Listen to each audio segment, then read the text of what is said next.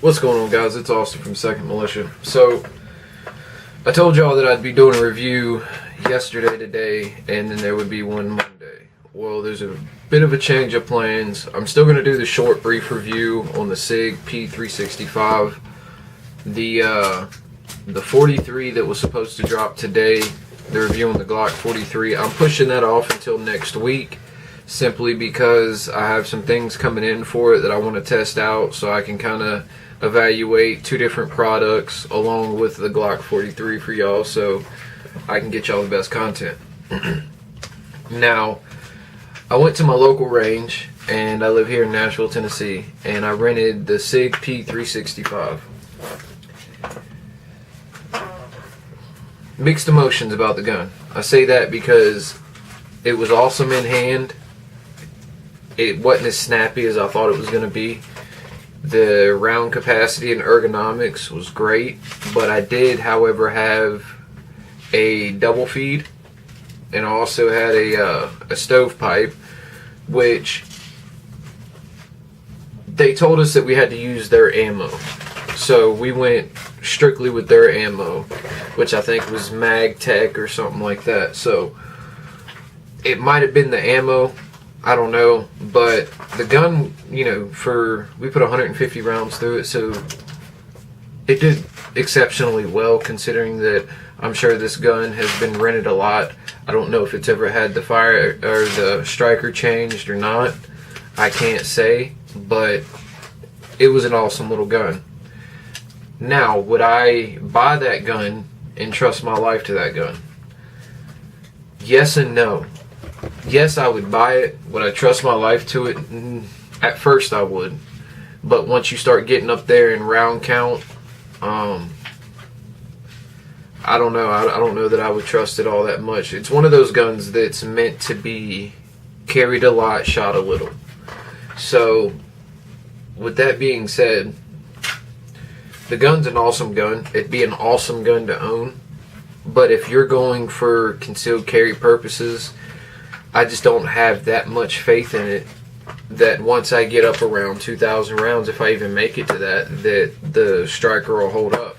Now, I did, however, and it wasn't intentional, I meant to grab some casings, and I completely spaced out and forgot, but the cargo shorts that I was wearing, the side pocket was open, and it actually caught two of them. So, as you can see, there's a little bit of striker drag on them, which, I mean, isn't the best thing, but I've noticed that in the 43, and it's held up just fine, and I got a little over 1,000 rounds through that. So, with that being said, do your research, and if you do buy this gun, and this is just my opinion, me personally, I would also be sure to order a couple extra strikers just to have on standby, because you never know. And, you know, you could designate one to nothing but range time and see how long that one holds up. You can designate one to, you know, have for concealed carry once you clean the gun after the range, and then you can have a backup. That's what I would do personally. But there's someone I know that has this gun, and they got about 500 rounds through it, and you know, they're carrying it around. They say they trust their life to it. So I'm going to see how well theirs holds up from the factory, because they did get a later model. But like I said, I'm not going to go too in depth, but it was a decent gun. It's a desirable gun, that's for sure. But I wouldn't trust my life to it unless, like I said, I had 3 different strikers, one that I could go to the range with and just torch. The other one would be a brand new striker that I would put in once I get home, clean the gun after the range, and I'd put that one in instead. But, you know, do your research, make your own evaluations, go rent one, go buy one, and see how you like it. Just tread lightly. And I know I'm late to getting to the 365 subject, but I say that because I'm wanting I got the G43, and that is going to probably be my summertime carry. And I also got the G19, but I'm really very seriously looking at the P365 Well, I was, and it's a hard debate because people are lazy. Nobody's going to want to change out a firing pin 2 separate times. I would go the extra mile too, just to make sure that it shoots. So with that being said, do your research on the firearm.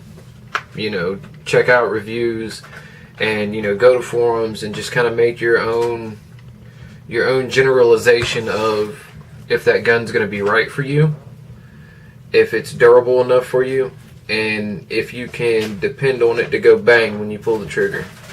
So that's all I really got to say about the P365, but I apologize that the video on the 43 isn't coming out today. That's why I waited to do this video to drop this video on Friday versus doing the G43 video, is because I got some parts coming for the G43 and I'm going to be testing those out.